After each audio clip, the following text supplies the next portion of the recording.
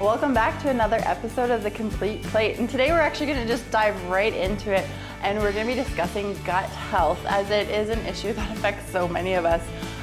So today we're going to provide some clarity around what Irritable Bowel Syndrome is, or we're going to refer to it today as IBS, Celiac Disease, and lactose intolerance. We all know somebody who suffers from one of these diseases, and it can be a little bit intimidating and overwhelming to invite them over for dinner, and we don't want our friends and family to feel left out. And we're just going to give you some insights so that you can feel comfortable still inviting them over for a meal. Just some things to be aware of, to consider. So also, it's got to be tough because when people are diagnosed with these gut health issues, it's usually a little bit later in life, and so they're already going through a lot of changes. They're having to adopt a bunch of new eating habits, a change of routine, and then all of a sudden now they're not being invited over by friends and family for meals. So we're going to give you some insights on just how to be a support group for someone you know who is going through this. And I know for myself, I'm completely guilty of lumping together irritable bowel syndrome and celiac disease and lactose intolerance as one single disease and mixing them up, but there really is a significant difference between the three conditions. So Janine, what exactly are these three conditions? So we'll start with lactose intolerance because that's probably the simplest one to explain, and its causes and symptoms are pretty straightforward. So with lactose intolerance, what happens is in our small intestine, it has something called a brush border, which is called that because it actually looks kind of like a hairbrush. So there's all these little ups and downs in it of tissue. And in there's cells that produce enzymes, which is a type of protein that helps to break down the foods that we digest and allow us to actually absorb them.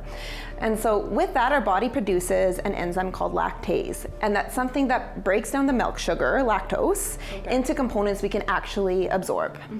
Now, as we're really young, so like infants, young children, we consume like breast milk and more dairy products, we have more lactase that our body makes.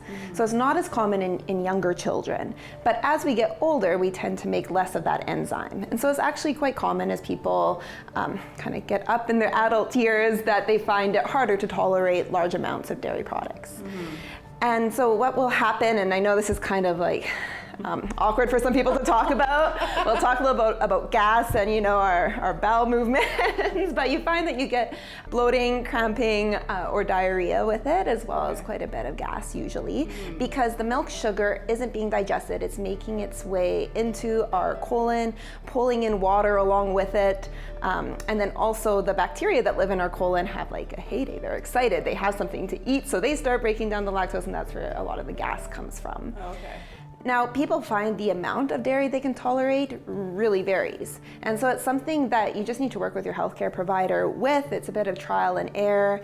So lactose intolerance isn't necessarily something you would require a dairy-free diet for? No, and that's a great question. So lactose intolerance is not an allergy. So an allergy is a reaction to the protein. Lactose intolerance is related to the sugar. You don't require dairy-free, it's just as a modified dairy diet, depending what you can tolerate. So that's kind of a quick guide on lactose intolerance. And that's a good one to start with because people with IBS and celiac disease sometimes experience lactose intolerance as well. So we'll move on next to irritable bowel syndrome, or IBS. And this one is a bit more complicated to explain because we are still learning about what causes it, and it actually really varies on the individual. So I think there's a genetic component, an environment component, a big word, psychosocial component, which means like our life experiences. So if you're under a lot of stress or extreme emotion, that might trigger an episode for you. So there's lots of influences other than the food we eat as well. And the main thing that happens with that one is that there's foods that we eat that trigger bloating, cramping, gas. People can experience diarrhea or constipation with it. And then the last one, celiac disease. Celiac disease is an autoimmune response to the protein gluten. And so what happens is when you consume gluten, it actually damages that brush border that's in your intestines. And instead of resembling a brush, it's now flat. And because of that, you can't digest and absorb the nutrients you need. And it's a condition that affects multiple organs. So it's not even just confined to your digestive tract, it affects many organs. Some people even end up getting a certain type of rash with it as well. So that's the main difference between celiac disease and say like a gluten sensitivity, where you might not get that intestinal damage and that inability to absorb nutrients. So essentially, IBS and lactose intolerance deals with the carbohydrates, and then celiac disease is with the protein. Yes. Okay. That is the thought. I mean, with IBS, we're still learning lots. That's one of the fascinating things with nutrition science, is it's always growing. We have a ton of foods here, so can you go through, so what exactly is all going on right here? So we have this divided up according to the FODMAP diet for IBS. So what FODMAP stands for is fermentable oligosaccharides, disaccharides, monosaccharides, and polyols. I will remember that. Probably, I won't remember that. We'll go with FODMAP. Yes. It's a bit easier to say. But essentially what it's referring to is a type of carbohydrate that's found in foods that is very small and is more resistant to being broken down by our bodies. Okay. Now, for a lot of people, these foods don't cause problems. And even for people with IBS, the way a FODMAP diet works is it's an elimination diet where you eliminate typically the whole group for a period of time and then slowly reintroduce and challenge foods to see which ones trigger symptoms for you, because it's not necessarily all of them. So as part of this, everything we're saying here is not to replace medical advice or be prescriptive, but just to raise general awareness of what these terms are when you hear them. So over on this far side, we have dairy products. And so these ones here, the cow's milk, evaporated milk, ricotta cheese, cottage cheese, are just examples of some higher FODMAP dairy products. So if you were trying to figure out if you have IBS, those might be more likely triggers of symptoms. Yes. Okay. Yes. Whereas the ones on the left, or sorry, right, I guess, when you're looking at it, are lower in those carbohydrates. So there's some feta cheese, cheddar cheese. We have here some lactose-free milk, so the lactose has just been broken down in it, and some coconut milk. So these are lower in those types of carbohydrates. And again, for lactose intolerance, these again are some of the ones that you might have more difficulties with because they are higher in that lactose sugar. Next here, we have some fruits and vegetables that are higher in those FODMAP carbohydrates. And some of these might be surprising to you. So for example, garlic. Garlic is something that is found in a lot of dishes. And so that can be one that can be intimidating to look at eliminating. And again, it might be a trigger food for you, it might not, but one alternative to that is using oils that have been infused with garlic, and the same actually goes for onion as well. But when you infuse the oils, you don't get those very small carbohydrates in them, so that's why it's better tolerated and you still get the flavor in your food. And same here, watermelon, I mean a common summer food to enjoy that's higher in those FODMAP carbohydrates. But if we look over to this section, we have some lower FODMAP foods again in the fruits and vegetables. So our other melons like honeydew melon, cantaloupe, looking at pineapple, those are some more summery foods as well that might be better tolerated. Lemons and limes for flavor. And then we have some of our common salad foods as well, so some spinach and arugula that are also lower in FODMAP carbohydrates. In this section here, we have different beans and legumes. So again, these ones here, the kidney beans and the black beans are higher in those FODMAP carbohydrates, whereas the ones over here, the lentils and the chickpeas are lower. But something to keep in mind with that is rinsing your beans off.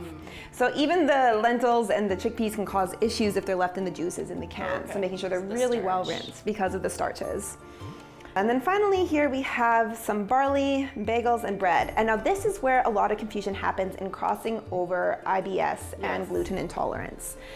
And so again, we talked earlier, IBS with the FODMAP diet, we're looking at the carbohydrate, whereas in celiac disease or gluten sensitivity is looking at the protein. And so there were some really interesting studies that were done, and at first they thought the rate of gluten intolerance was actually much higher because when they removed wheat products, people with IBS were feeling better. They did a follow-up study and found that actually what was happening was the FODMAP foods, and part of that elimination, removing wheat, helped people to feel better with IBS, but not because of the protein that's in it. So it comes down to the macronutrient, the difference in the macronutrients. Exactly. So this is kind of a very brief overview of a FODMAP diet for IBS. But again, really important to see a healthcare provider because they can help guide you through the process of actually looking at which foods are triggers for you. Oh, this is awesome. Thank you so much. So yeah, when it comes to having a friend over for who's celiac disease, we'll be talking a bit more about that in the next segment. If you have a friend who has IBS, it's just a matter of asking them what are their triggers and avoiding those foods. So it's not intimidating. You can still have your friends over for a meal. You can still cook for them. And lactose intolerance, again, it's not all dairy. It's just a matter of those higher lactose options. And amounts for a person, because even with the dairy products, when you cook it, it changes again the sugar composition. So just asking people, I think we have to get some of these gut issues out of the dark and not be so afraid to talk about them, include people in our social lives, and just ask what foods bother them. Well, when we come back, we will talk more about celiac disease.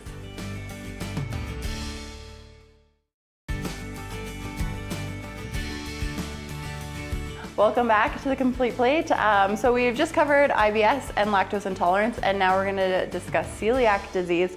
And the best person to give us some insight on that would be Ashley. And Ashley, you have now been diagnosed with celiac disease. You were 18 when you were diagnosed? Yeah. So do you mind telling us a bit about your story? I'm not going to tell you how many years that is.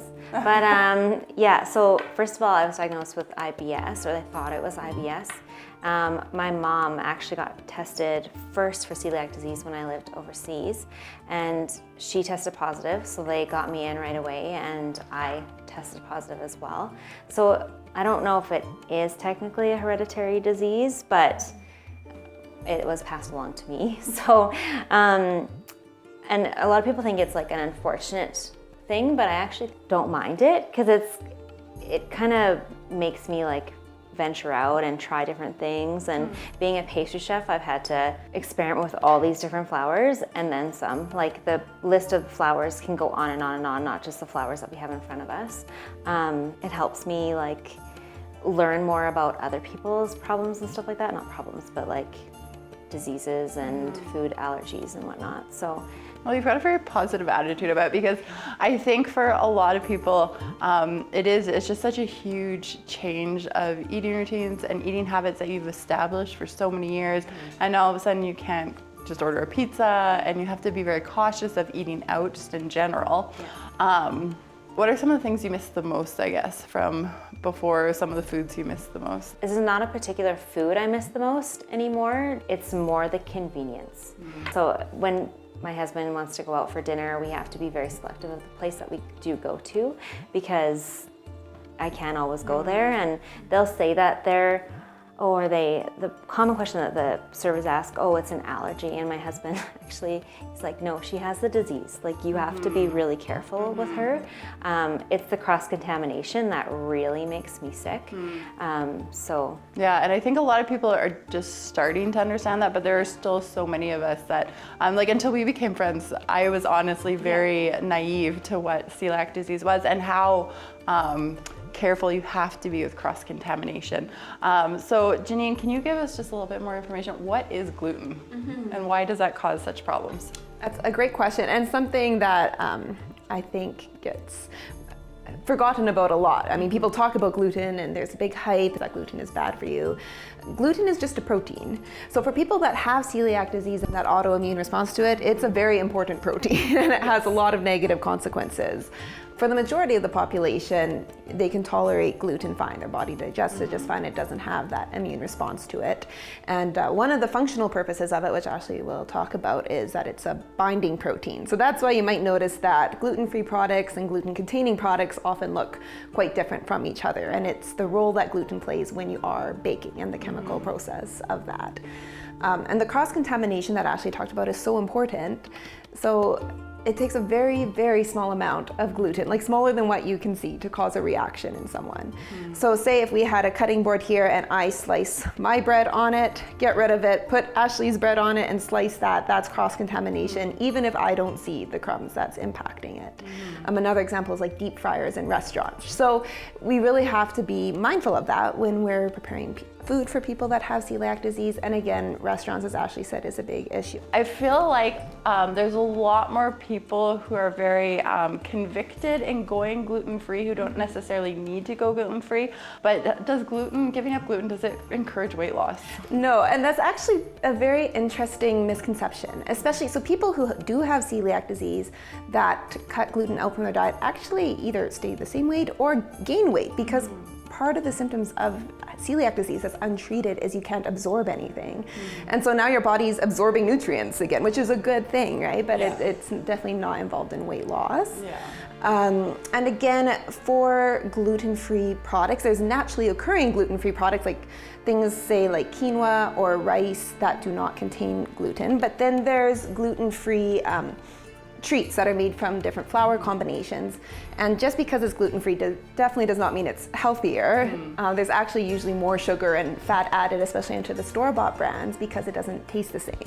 So they're still trying to satisfy your appetite while using different flour blends. So just because it's gluten-free definitely does not mean it is healthy.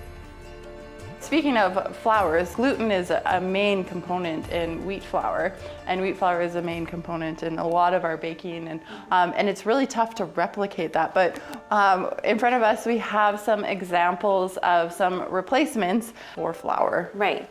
So when you're replacing your regular wheat flour with gluten-free flour or celiac-approved flours, it's not just one. You can't just put one flour into something because it just falls apart. Or it's just like a lead weight. It's so heavy. You can't even, you take one bite and you're done. It's actually a combination of flours. And it's not like cup. It's like different cups and different measurements to make everything taste good and to bind it together, because the binders are all gone from the wheat flour, so we have to find a replacement. So some of the flours that you can mix together, like some of the ones that you can try at home and whatnot, there's coconut flour, almond flour. We have our white rice flour and our brown rice flour, and a lot of people just switch to white rice flour when they become gluten intolerant, and they think, oh, I can just use this, but in fact it's actually disgusting and it will taste like sandpaper. So because it just doesn't absorb into liquid. So I actually recommend brown rice flour over white rice flour, not nutritionally or anything like that, but the finished product just tastes better. Then we have our corn masa, and I make a lot of homemade tortillas with this, and it's not cornmeal, it's like a fine, floury type of flour kind of thing, and it has like a bit of lime and salt in there, and you just mix it with water, and then that makes your tortillas. So it's actually quite easy. Really easy, There's a potato starch. There's also potato flour as well. Don't get them confused when you're baking. You can't substitute the starch for the flour. It just doesn't work. Then you have your xanthan gum and your guar gum. And these are your binders. There are also other binders, but I love xanthan gum. I'm not a huge fan of guar gum because I just don't like the aftertaste as much. Some people just aren't even bothered by it, so it just depends on you. And then you also have your tapioca flour, which also has a tapioca starch as well. My go-to blend that I always use is xanthan gum, potato starch, the brown rice flour, and I also use the tapioca flour. So these 4 ingredients. I know it sounds like a big catastrophe and stuff like that, but you do get good at it after you practice, but it is expensive. So there are actually like made blends already in the store, which also are expensive as well, but at least you won't have the mishap of spending all this money and getting rocks instead of cookies, right? So, but you just want to make sure that there are either xanthan gum or guar gum in your blends when you buy them at the grocery store. Otherwise, they won't stick together whatsoever. Well, that's really good to know. And then, Janine, I just wanted some insight from you too, because now the tough thing when you get rid of wheat flour is there is a lot of nutrients in wheat flour, like selenium. Lots of our B vitamins and fiber as well. So if you, like, quite a few of the gluten-free flours are quite low in fiber, and it's just the way that they're processed. So yes, wheat gets a bad rap for being unhealthy for the majority of the population. It's just fine. It's usually the proportions we eat it in and how we eat it. But there are some different flour alternatives, and again, Ashley, as you were saying, the type of flour you use really impacts your final product. Absolutely. So that gets a bit tricky, but some of the flours that are nutritionally dense, that have similar nutrients to it as wheat flour, are things like almond flour, there's chickpea flour or lentil flour, quinoa flour, and the last one I really wanted to mention was oat flour. Okay. So with celiac disease, you have to be careful with the introduction of oats. Okay. First off, that they actually are certified gluten-free, because the oat itself doesn't have gluten, but oftentimes in the processing or the field they're growing in, there is that cross-contamination. So there is very stringent certification guidelines for it actually being gluten-free, but you can use oats and oat flour once you're approved by your healthcare provider to do so, and they're very nutrient dense. Well, that's crazy that the cross-contamination can go all the way back to agriculture. Yeah, and even in terms of the processing facility. So if you do have celiac disease, you really have to read the labels on absolutely everything, because since gluten is a binder, it is found in soy sauce, it's found in salad dressings, it's found in ice cream, like it's all over the place, just as that, because of the binding function it has. And how cheap it is as well. Exactly, it's really easy to get. And then the same thing for facilities that process foods containing gluten right next to products that don't contain gluten. So even if technically gluten or wheat isn't in the ingredient list, it might have come into cross-contamination. So really look for those warnings that they may contain. If you have celiac disease, that's important. Yeah, thank you for sharing your story and for sharing this information with us. And I hope that encourages you as a support group that it's still possible to have your celiac family and friends over for a meal. Just some things to be considerate of when you're preparing a meal for them or cooking for them. So we'll come back after the break here and show you some celiac-friendly meals.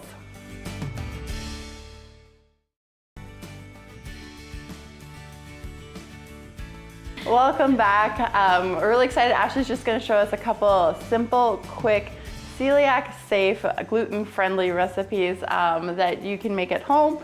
And let's just dive right in. Ashley, what do we have here?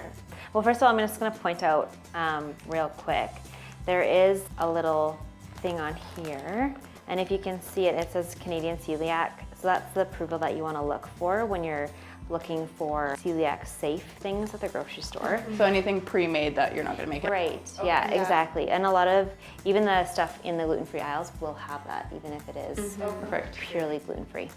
And just as a side note on that, the Canadian Celiac Association website has some really great information on it.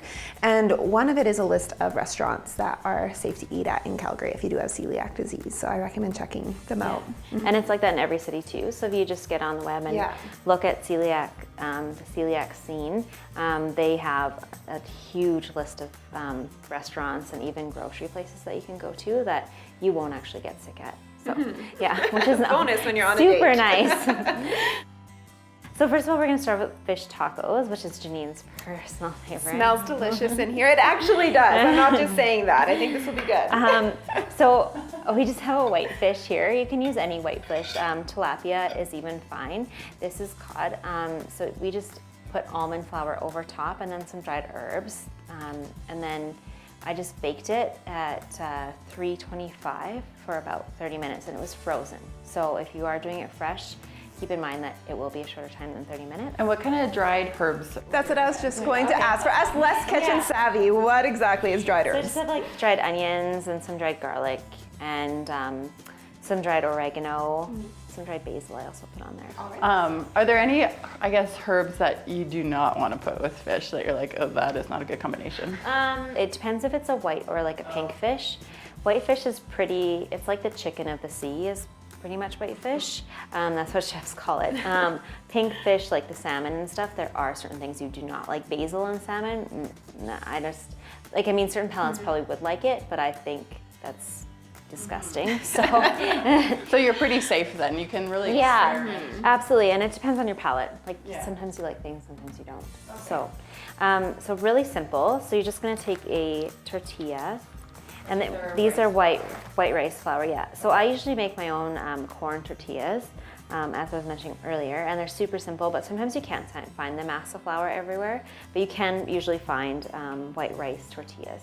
So I just put some chipotle aioli on it first, and it's kind of, whenever you put a aioli on or like a sour cream or something, I always put it on the bottom because it acts as like a bit of a glue.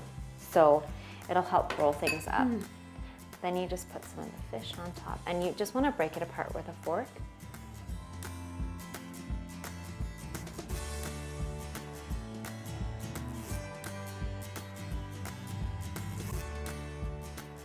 And depending how much fish you want on there, that's totally up to you. Then we're just going to take some raw slaws. So we just have some broccoli, some cabbage, and some carrots, just for the crunch. It's basically the texture that we're looking for. Again, this is something you can make your own or pick up a pre-made. Yeah, and I mean, if you don't like certain things in it, then you clearly don't have to eat it. Then some avocado, because it's just one of my favorite things. So. And then I'm just going to take some lime and squeeze it over top a little bit. And that just adds like the little bit of extra flavor, and it also brings out a bit of the spiciness in the chipotle aioli too, which is really nice. Then I'm going to take some arugula. And last but not least, I made some grilled mango salsa, and it's super simple to make. You might think it's very fancy because it's grilled mango, but it's actually not as hard as you think it is. So, and then there's some peppers and some garlic in there as well. So to grill the mango, you can either grill it on like a cast iron skillet, or you could just broil it in the oven. Yeah. Okay. So we just broiled some in the oven, and we actually used frozen mango this time. You can use fresh as well, but there's no, using frozen and fresh, it's not really that big of a deal. So frozen is usually a little cheaper. Yeah. So cost-wise, it is a little bit more efficient. So, and then you can just roll it in. Perfect. And I think we've got another one made here, and it looks absolutely delicious. So here, let me move that out. I assume the arugula is not for the cookies. No. I have made spinach brownies before, so you know, nothing's really out of the question. Maybe it should be, but. So the peanut butter cookies are actually, there's 4 ingredients in this one, but usually it's just a 3 basic peanut butter cookie. So we have 1 egg, and then you'll have 1 cup of sugar. You're gonna mix that in the mixer till it's like a light pale color. Then you're gonna add your peanut butter, and you're gonna find that it kind of becomes almost like when cake's done, that's what kind of the texture looks like. And you're gonna add your oats to it. But you could add your oats at the same time as you add your peanut butter. Okay. Now I do have to say some celiacs cannot digest oats. Okay. So you have to be careful. If you are making this for a friend, just double check to make sure that they can digest it. And then also you could add chocolate chips if you really want to, pretty much anything. So this, this recipe is really simple. So you could add coconut, it pretty much goes anywhere. So these basic 3 ingredients make these cookies. So they're quite simple, that you bake them around 325. You do have to watch because they do brown quite easily. Okay. So as soon as you basically start smelling it, it might even be too late to take them out of the oven. So you do have to watch. So how long? I'm gonna say about 5 to 10 minutes, just depending on your oven heat. So if it's a very high oven, then obviously it's closer to the 5. Well, and it is nice, because I know, Janine, you have some close family members who have been recently diagnosed with celiac disease. And one of the things they miss the most is desserts. Yes. So it is nice that there's still some great gluten-free options for desserts. You can still get that sweet treat and not worry if you're going to get sick. So this is a great option. And you had a rule here, Ashley, that I just want you to repeat because it really helped me remember. So what is your quick rule for this recipe? The 1 to 1 to 1 to 1? Yeah, so it's 1 egg, 1 cup sugar, and 1 cup peanut butter. And that's your base. So it's all very good. And then add-ins. Yeah, and then your add-ins after that. And just keep in mind too, when you're inviting somebody over who has celiac disease, if they do bring their own food, they're not being rude. They're being they're being safe, just because cross-contamination is such a big thing. So they might just feel safer bringing their own food, but don't take it rudely. It's just the way it is. So unfortunately, but fortunately. So. Well, and hopefully even after this episode and all the information we've been able to give you guys, that gives you some insight as to why someone might have to do that. But yeah, thank you for these amazing recipes. Hope this is helpful, and we will see you guys next time on The Complete Plate.